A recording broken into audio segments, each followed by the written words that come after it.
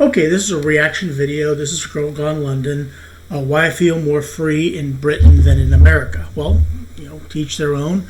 I just got back from England. I certainly felt free there, just like I feel free here in the United States. But let's see why she feels more free in Britain than in America. In the UK, I can cross the road wherever I want to cross the road. I can look to see if there's traffic with my own eyes, and I can just decide to walk across that road with no fear of a fine or a ticket or getting in trouble. You can actually do the same thing in the United States, okay? Which sounds more free to you? Hi, and welcome back to the Girl Gone London channel. Today I am discussing all the ways in which I feel more free in the UK than in the USA. And this is a funny topic, I suppose, because America associates itself with freedom and the fact that Americans are free. But I was thinking about whether I would want to move back to America, and it has changed at various points in my life here in the UK. If you don't know, I am a dual UK and US citizen, so technically I could live in either country, and I have chosen for multiple reasons, but some of these in this video to be in the UK. When I think about moving to America, there are some things that come up that I'm not entirely sure I could deal with, and that made me realize that actually my life here in the UK seems more free than it would be in the USA. Okay, I understand that, and I get that. To each their own. I was in the UK for 4 days, 5 if you count the morning when I went to the airport. But I felt free in the UK, just like I feel free in the United States. I don't feel my rights, my freedom has been trodden upon in the United States as it might be in the UK or vice versa. But let's see what she has to say. So let's get started. Number one, and this is probably the biggest way in which I feel I have more freedom here in the UK, has to do with healthcare. Now, the reason I was thinking about this... Now, healthcare is... I understand that there's free healthcare in the UK. I get that, but it at an amazing cost of the tax paid. But that's just my thoughts. It's not the same in the United States where you have to pay for healthcare. But I don't think that's necessarily a freedom thing. But that's that is what it is. This is not just the fact that I can go to the doctor here and not pay anything, or have a surgery and not pay anything. It's also to do with the fact that I am self-employed. And so if you're self-employed in a place like the UK that has a nationalized healthcare system, it means that you don't have to factor this in to your job, or what it means if you lose a job or gain a job or anything like that. And if you're British, you're probably a little bit confused if you're not familiar with how it works in the US. So in the US, having health insurance is essentially mandatory to be able to go to the doctor, to get surgeries, to get help. If you don't have anything at all, technically you can still get emergency help, but... Yeah, you can still, even if you don't have health care, you can still get service at the doctors, okay? You can still go to the United States and not have to pay a dime. It's still possible to do that. It's a whole big thing. So, in general, you need health insurance. Typically, health insurance is going to be attached to a job. Yeah, it's a job. When you get a job, you get health insurance, and you pay it out of your paycheck. But it's going to be attached to a salaried job, and it's considered part of the perks of the job. So people in the US who are self-employed or freelancers or not in a traditional 9-to-5 salaried position still need health insurance, but it doesn't come with your job as a perk. So you then have to source that health insurance for yourself, pay the monthly fees, which can be extortionate. So not really, not as bad as she seems to think it is. It's not that bad, but it is relatively high. And again, you get what you pay for, and you get good health care in the United States. You really do. We're not talking like $50 a month here. We're talking at least in the multiple hundreds per month in order to have health insurance in case you have any sort of medical need. So if I were to move to the US right now, I would feel a lot less free financially because I would have to be paying, again, extortionate. Again, I don't know that has anything to do with freedom, okay? I really don't. because you don't have to pay that if you don't want to. You don't have to get health care if you don't want to. That's freedom of choice. Okay. Now, yes, it's important that if you want to have it, you need to have it, but it's not. I don't consider that anything about freedom. Amounts for health insurance every month, and I might not even have the freedom to be self-employed in the US because of how much extra that adds on per month and per year to your costs. And again, after you have the health insurance in America, you still often have what we call a copay, which is the money you still need to pay towards the doctor's appointment or towards the surgery or towards the hospital visit or whatever it is. So let's say that your insurance does cover. Look, the insurance will cover only so much, okay? That's how it works in the United States, okay? And look, I had cancer surgery, okay, probably about 3 or 4 years ago, okay?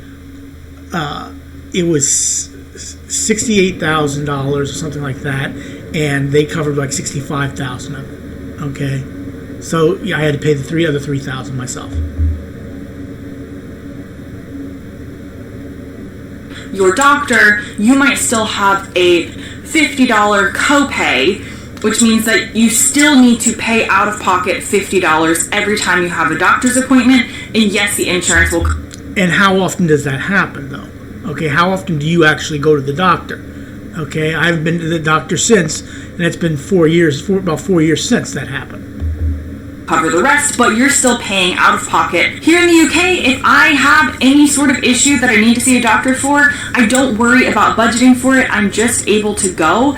And in that way, I think that I get much better healthcare here in the UK because I'm not worried about the financial aspect of it. I don't second guess whether I really need to be seen or can just like fix myself on WebMD, because it doesn't cost me money at the point of interaction.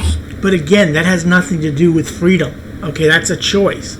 Okay, in my opinion, that's a choice. Okay, now I get what she's saying. I get where you may equate that to freedom, but I don't see that as being necessarily more free. That just means you have a better option than maybe I might have here in the United States. Again, like I said, that I don't know that necessarily equates to freedom, but maybe she does. Okay, maybe you do. Okay, I just I can't speak for the healthcare that you get in the UK. Is it better than the United States? Are you getting better healthcare than the United States, or you just have a different option than I have in the United States? Here in the UK, yes, you pay through it through your taxes, you pay through it in other ways. Everybody always says the NHS isn't free. It's not free overall, but it is free to each individual at the point of interaction. So it's much different to the American system, which is not free at any point, and even if you have health insurance, you are often still paying out of pocket. But then not necessarily, because like I said, many times I've gone to the urgent care to get antibiotics and not had to pay a dime. Okay, that's happened more often than not. Because I had health insurance, I was able to go there and they took care of it for me. Okay, not necessarily. Okay, there are certain things where you do have to pay for your health care. There's no question about it, but not necessarily. Okay. The next thing on my list, and this is much more trivial, but it does have to do with the public access to land here in the UK. Watch my countryside video that I posted recently if you haven't seen that, where I talk about the public access to footpaths here in the UK, meaning that you can essentially roam or walk through privately owned land a lot of times because you have right of way as the public on a footpath. In America, it is not like this at all. Private land is basically private land, and you can go to, of course, a park or a national park or something like that, but you can't usually just leave your house or pick a particular spot and keep wandering for a long time. It's a much more private system that... Well, but also, it's how things are set up in the United States. There's no reason for you to go and walk on private land in the United States. There just isn't. Okay, I understand it's different in the UK, but in the United States, it's not a situation where if I need to go somewhere, if I need to walk somewhere, that I would need to walk through somebody's private property to do so. Okay, it's just not set up that way. It has no public access or right of way in that sense. So I feel like I can move a little bit more freely in the UK when it comes to walking. And also, my third reason that I feel more free in the UK than in the USA is public transportation. So America, for the most part, is run on cars. Now, a lot of the UK is also run on cars. Well, it also depends on where you are, because in the United States, you know, if you're talking about, say, New York City, it's public transportation. Chicago, public transportation. Los Angeles, cars. Where I'm at, cars. Yeah, but in England, in London, public transportation. Out in the countryside, it's probably more automobile. If you go to Cornwall, you're probably going to want a car. There are buses, but a car is going to get you places much faster. However, the vast majority of the UK is really well connected by trains, by buses, and by other forms of transportation than a car. So it means here, I have more options. Maybe Look, if I want to take a bus, all I need to do is walk right around the corner and I can take a bus. Okay? If I want, you know, there's no train system in Columbus, but there is a bus service. I can also Uber. There's a whole different ways for public transportation. But when I was in London, okay, I could, you know, take a bus. I could take the tube. Yeah, different strokes, but you still have the same public transportation in the United States that you do in London or in England. But we're a car society. That's what we are here in the United States. Still do want to take a car into the countryside, but if I didn't have one, I could check out the local buses. I could check out the trains. The train system in the UK can get you very, very far into tons of different places. As you saw in my Great Missenden video the other day, I can go to this countryside feeling village 40 minutes on the train from London, no car necessary. The next thing on my list, and this doesn't really apply to me because I don't really... But you know, it also depends on where you are. Because, look, one thing I could tell about England, okay, and I was there for 4 days, and I wasn't in London. I took a day trip outside of London. One thing I could tell is it is a different setup in England than it is in the United States. It is a different way of doing things. I mean, we are a much bigger country, okay? We are much more of a spacious country, okay? That's just, and so equating that to freedom, I understand where she's coming from, but I don't know that I necessarily agree with it. But, you know, like I said, that's her call. You know, I'm not her, she's not me.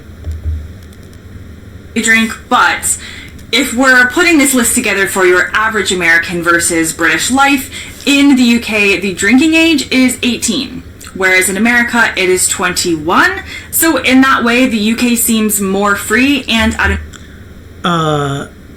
again, that's basically the law. And I get it's more free that you can drink when you're 18 in the UK than in the United States. But I don't know that I necessarily would equate that to more freedom. That's just different. You know, again, we have much more drunk drivers in the United States than the United Kingdom. But to the best of my knowledge, it's been to protect people. But yeah, again, I look. Maybe she feels comfortable with 18-year-olds being able to drink alcohol. I don't. But yeah, but in terms of freedom, I guess she is right. That is more free.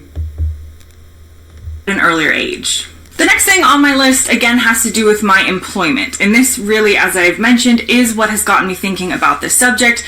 And this is to do with employment rights and paid leave. So when you talk... Now, this is something I do agree with her on this. And this is the same in the United States, you basically have, you know, basically 2 weeks paid vacations, 10 days basically, and maybe 3 personal days, and then 5 sick days. That's basically it. This is one I agree with her wholeheartedly on. Talk about freedom. In the UK, if I were to work a traditional 9-to-5 salaried position, I would be guaranteed by the government 28 paid days of annual leave per year. In the US, if I were in the same exact position, a salaried 9-to-5 job, there are no federal government requirements for how many days I could have off. Yeah, this is something I agree with her wholeheartedly on. I think the United States is very, very poor when it comes to allowing work, vacation and things like that. That to me is 100%. I agree with her. That again is seen as like a perk of the job. So you hope to pick a job that offers you enough leave or enough days off, or vacation days as we call it in America. But there is no federal mandate for how many days this has to be. It could be 0. And even when you do tend to get vacation days included in your job in America, it usually is much less than in the UK, which is why in the UK and in Europe, actually, people tend to think of like the summer holidays or the winter holidays or whatever it is, as people can take multiple week trips sometimes. But in my experience, Americans almost never have that 28 days off per year, or even more in some other European countries. They're going to have fewer days. And so their trips need to be a bit shorter, maybe 5 days, maybe 7 days at a max. Taking a like 2 or 3 week trip, as people can often do in the UK or in Europe, is definitely not something that happens that much. So I think to myself, if I were to move back to America tomorrow, maybe let's say I'm not self-employed anymore and I do work a traditional 9-to-5 job. Now, most jobs nowadays give 3 weeks paid vacation, 15 days, which I know is not enough, but still that's better than what she probably thinks it is. But still, I agree with her wholeheartedly. I think you should have much more time off. You must have a better work-life balance. But this is one thing that I do wholeheartedly agree with her on. I would feel in that way less free than I have felt in the jobs that I've worked here in the UK. And that would be a huge and hard adjustment to make. The next thing on my list is the lower higher education fees here in the UK, which I can personally attest to because I did do my full master's degree here in the UK, so I know how much it costs here, even as an international student, versus how much doing a master's degree would cost in the USA. I've mentioned this in my video about things that are cheaper. Now, again, that comes down to personal preference, whether you want a higher education, things like that. Again, I don't know if that's. I guess it would make you feel more free, but look, that's different. So because there are people from England who come over to the United States and pay for higher education, that has nothing to do with more freedom in Britain than in America. That's just personal choice, and that's how the education system works in the United States. Yeah, is it expensive? Yes, but that's also personal choice as well. In the UK than in the USA, but higher education is definitely one of those. So when you compare the costs here in the UK to the $50,000, $60,000 per year cost for some universities in the US. Again, like she says, some universities, not all universities are like that. I mean, which one seems more doable to you? Which one seems like that country has more freedom? I don't know. There's a lot of good. Again, I don't think that has anything to do with freedom. Okay, that has to do with freedom of choice, and you can choose to go to the UK and get or you can choose to go to the United States and pay more. That is a choice. That is freedom of choice. Things about America, but the more I make this list, I'm like, there's a lot of ways in which there is so much more freedom here in the UK that maybe people don't realize. And of course, the most obvious one, I have left it to this point on the list, has to do with firearms. So yes, there is crime in the UK. Yes, there is an increase in different types of crimes in different cities. It's nothing compared to how you feel in America at all times, knowing that firearms are allowed to be held by your average. Okay, and that is also freedom. That is freedom to bear arms. Now, I, as a conservative, I'll admit I'm a conservative. I have never owned a gun. Never have fired a gun. Okay? I have held a gun, but I have never owned a gun or fired a gun. Have no desire to. Okay? I have the most liberal person I know owns 5 guns. Okay, literally. Democrat, liberal, owns 5 guns. And he practices firing them all the time. And it's not like he lives in a bad place where he needs to worry about crime. Okay? That is again a freedom, a right that we have to bear arms in the United States.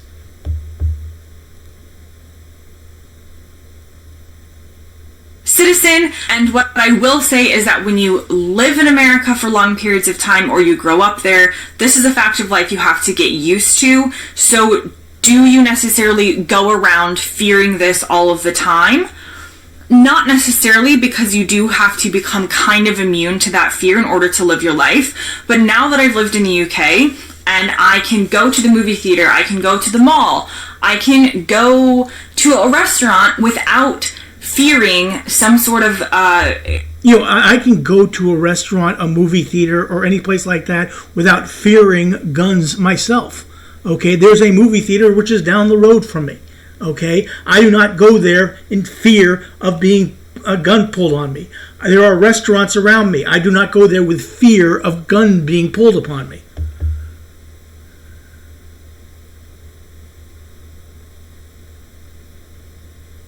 Gun violence incident.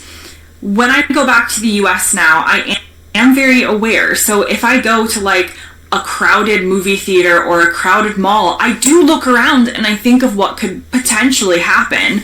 And this wasn't a way that I thought when I lived in America, as I said, so you do have to become immune to it a little bit.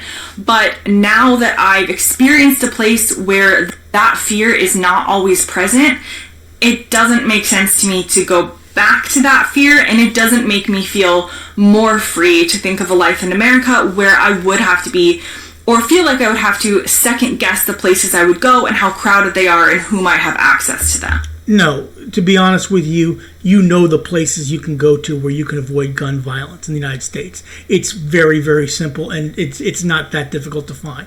Okay, I go to a lot of crowded places in the United States. I went to a lot of crowded places when I was in England. Okay, I was not worried in England about gun violence. I'm not worried about gun violence in the United States. Okay, I'm just not that concerned about it. Okay, maybe I should be, but I'm not.